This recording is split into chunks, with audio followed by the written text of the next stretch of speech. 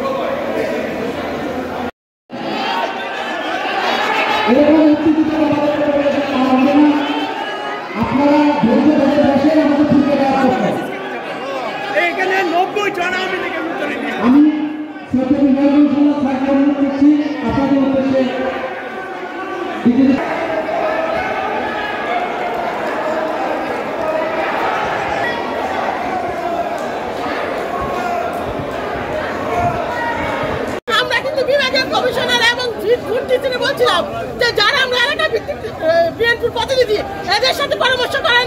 আমরা তো জানি একটা ওয়ার্ড থেকে কয়টা লোক বিএনপি করছে, আমরা এটা জানতাম। তাই আমাদের কাছে জানেন আমরা না পাই, আমাদের বিএনপির পরিবার পাবে, কিন্তু বেশিবাদী পাবে এটা আমরা মাইনে নিব না, কখনোই নিব না। এত যুদ্ধ করছে আমরা বেশিবাদীর বিরুদ্ধে, এখন ওই মিলছে ফিরে বেশিবাদী নিয়ে যাবে না। যারা আওয়ামী লীগের নেতা তারা করে নাই, তার ছেলে তার বোন তার বোন তাকে দিয়ে করেছে, একটা 10টা করে করছে, এক একজন 10টা 12টা করে করছে। ওইখানে আমরা পাবো, আমরা ওইখানে পাবো না।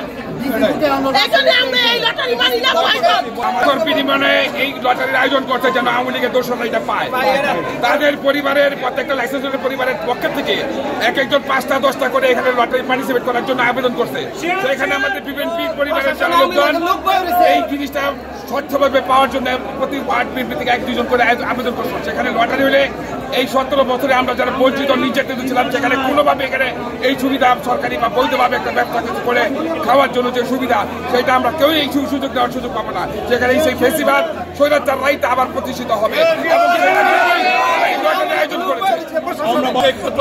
আমরা চাঁদা খাইয়ে বিএনপির দোষ হয়, কারণ এটা টাকা খায় ঘুষ খায় এই কাজ করছে। এদের ঘুষকে কোনো দুর্নীতির মধ্যে পড়ে না, ঘুষকে কোনো চাঁদাবাজির মধ্যে পড়ে না। এরা টাকা খায় এইগুলো আওয়ামী লীগকে 15 লক্ষ